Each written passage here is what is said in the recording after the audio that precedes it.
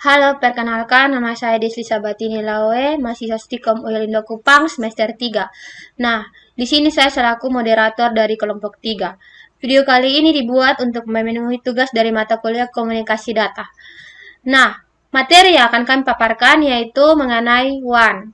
Selanjutnya yang akan memaparkan materi adalah Cindy Mau. Baik, yang pertama, di sini topik yang kita bahas yaitu pengertian WAN, kegunaan WAN, perangkat-perangkat WAN, standar WAN, dan akses WAN. Pertama, saya akan mempresentasikan tentang pengertian WAN. WAN atau Wide Area Network adalah sebuah jaringan yang memiliki jarak yang sangat luas, karena radiusnya mencakup sebuah negara dan benua. WAN menggunakan sarana fasilitas transmisi seperti telepon, kabel bawah laut, ataupun satelit. Kecepatan transmisinya beragam dari 2 Mbps, 34 Mbps, 45 Mbps, 155 Mbps, sampai 625 Mbps, atau kadang-kadang lebih. Faktor khusus yang mempengaruhi desain dan performance terletak pada siklus komunikasi seperti jaringan telepon, satelit, atau komunikasi pembawa lainnya. Baik, selanjutnya topik yang dibawakan yaitu kegunaan WAN dibawakan oleh Rini Bilistolen. Kegunaan WAN. WAN digunakan untuk menghubungkan jaringan lokal yang satu dengan jaringan lokal yang lain, sehingga pengguna atau komputer di lokasi yang satu dapat berkomunikasi dengan pengguna dan komputer di lokasi yang lain.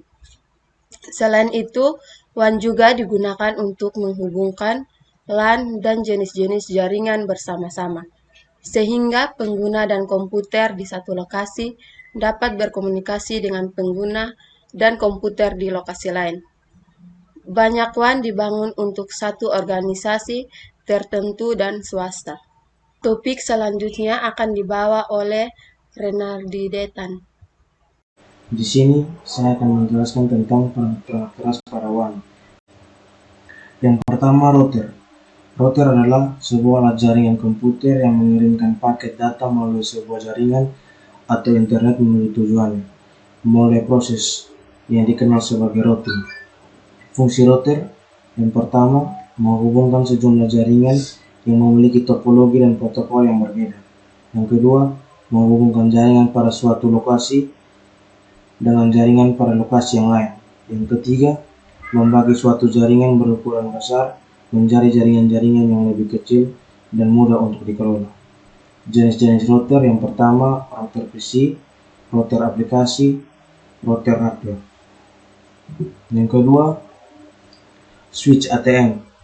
ATM merupakan sebuah protokol standar internasional untuk jaringan cell relay, di mana berbagai macam service seperti suara, video, dan data diganding bersamaan dengan menggunakan sel-sel yang berukuran tetap.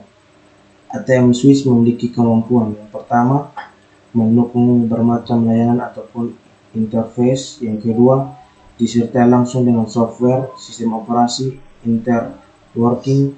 Yang ketiga, mekanisme manajemen trafik yang baik.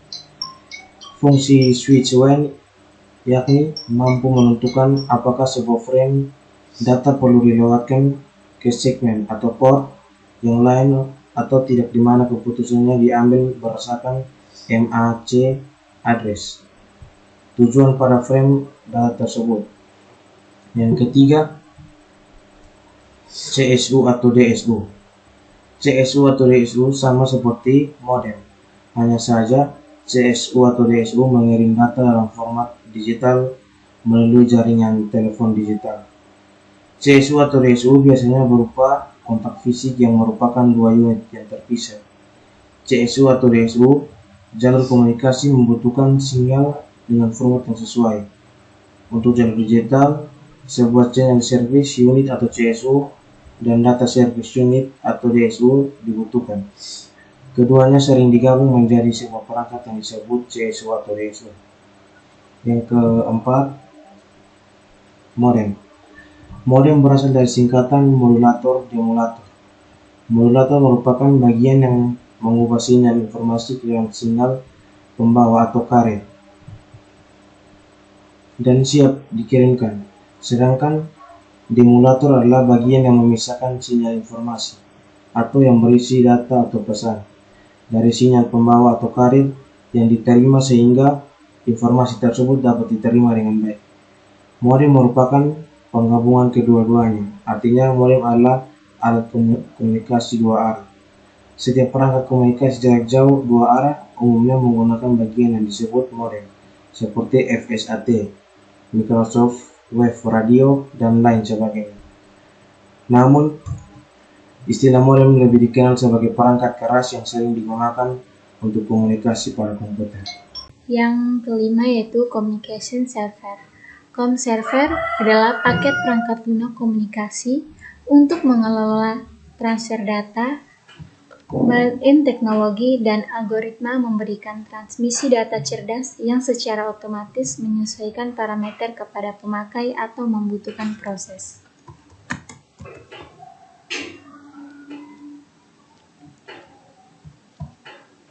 Yang keenam yaitu multiplexer. Sebuah multiplexer mentransmisikan gabungan secara sinyal melalui sebuah sirkuit. Multiplexer dapat mentransfer beberapa data secara simultan atau terus-menerus, seperti video, sound, teks, dan lain-lain. Ada 3 jenis multiplexing, yaitu pertama frequency division multiplexing, yang kedua time division multiplexing, yang ketiga Chord division multiplexing. Yang ketujuh yaitu wireless. Wireless atau Wi-Fi merupakan kependekan dari wireless fidelity yang memiliki pengertian yaitu sekumpulan standar yang digunakan untuk jaringan lokal nirkabel wireless local area networks yang didasari pada spesifikasi IEEE 802.11 standar terbaru dari spesifikasi 802.11a atau B seperti 802.16g yang berskala dunia saat ini sedang dalam penyusunan. Spesifikasi terbaru tersebut menawarkan banyak peningkatan mulai dari luas, cakupan yang lebih jauh hingga kecepatan transfernya. Spesifikasi Wi-Fi dirancang berdasarkan spesifikasi IEEE 802.11. Sekarang ini ada 4 variasi dari 802.11, yaitu pertama 802.11a, yang kedua 802.11b, yang ketiga 802.11g, dan yang keempat 802.11n. Yang kedelapan ada antena, alat yang digunakan untuk menambahkan daya pancar dari sinyal analog dan akan menyebarkan daya pancar melalui suatu medium udara. Antena mengkonversi gelombang elektrik menjadi gelombang elektromagnetik. Kekuatan antena untuk menerima atau mengirim sinyal dikenal sebagai gain atau penguatan antena. Sedangkan satuan untuk mengukur penguatan antena adalah dBi. Macam-macam antena yaitu yang pertama Yagi, kedua parabola, yang ketiga gear, dan keempat wajah bolik, dan lain-lain. Baik, di sini saya akan melanjutkan penjelasan mengenai standar WAN. Sebelum itu, perkenalkan nama saya Neviana Gratialia. Oke, langsung saja. Standar WAN. Yang pertama, Internal Telecommunication, Union Telecommunication, Standardization Sector. Yang kedua, Consultative Committee for International Telegram and Telephone. Yang ketiga, International Organization for Standardization. Yang keempat, International Engineering Task Force. Yang kelima, Electronic Industry Association. Akses WAN. Wide Area Network atau WAN adalah sebuah jaringan yang lebih luas daripada LAN. Jaringan yang menghubungkan area yang lebih luas, biasanya antara gedung yang satu dengan gedung yang lainnya, atau daerah yang lebih luas lagi. Contoh lainnya adalah mesin ATM. Ada beberapa jenis jaringan komputer bila dilihat dari cara pengaksesan data dan pengaksesannya. Host terminal, jaringan ini terdiri dari sebuah atau lebih server yang dihubungkan dalam suatu DAM terminal. Karena DAM terminal hanyalah sebuah monitor yang dihubungkan dengan menggunakan kabel RS-232, maka memprosesan data dilakukan di dalam server. Client server, jaringan ini terdiri dari sebuah server atau lebih yang dihubungkan dengan beberapa client server. Bertugas menyediakan layanan peer-to-peer, terdiri dari beberapa terminal komputer yang dihubungkan dengan media kabel. Secara prinsip hubungan peer-to-peer ini adalah bahwa setiap komputer dapat berfungsi sebagai server, penyedia layanan, dan klien keduanya dapat difungsikan dalam suatu waktu yang bersamaan.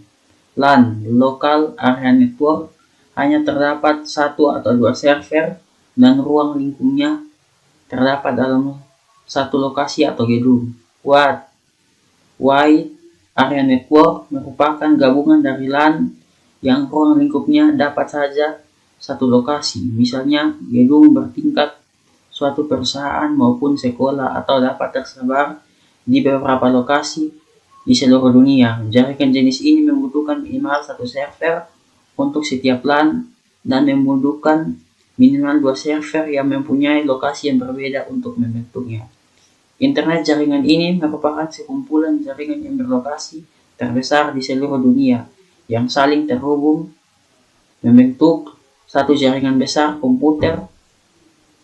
Dalam jaringan ini dibatasi layanan sebagai berikut: FTP, email, chat, telnet, conference, negroup, dan mailing list. Kesimpulan, WAN merupakan jaringan yang mencakup area yang sangat luas yang menjangkau batas provinsi, bahkan sampai negara yang ada di belahan bumi lain, bahkan mencakup benua.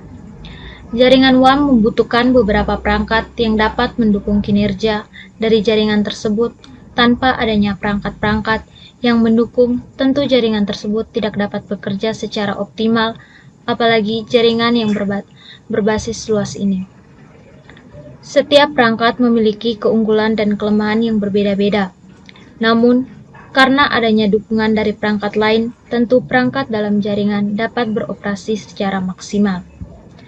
Dengan mengetahui cara pengujian WAN, kita akan semakin mudah untuk mengetahui masalah-masalah yang terjadi dan cara mengatasinya. Akses jaringan WAN beroperasi pada physical layer dan data link layer OSI referensi model melalui frame layer relay untuk mengirimkan informasi atau paket data. Sekian presentasi dari kelompok kami, semoga bermanfaat. Terima kasih.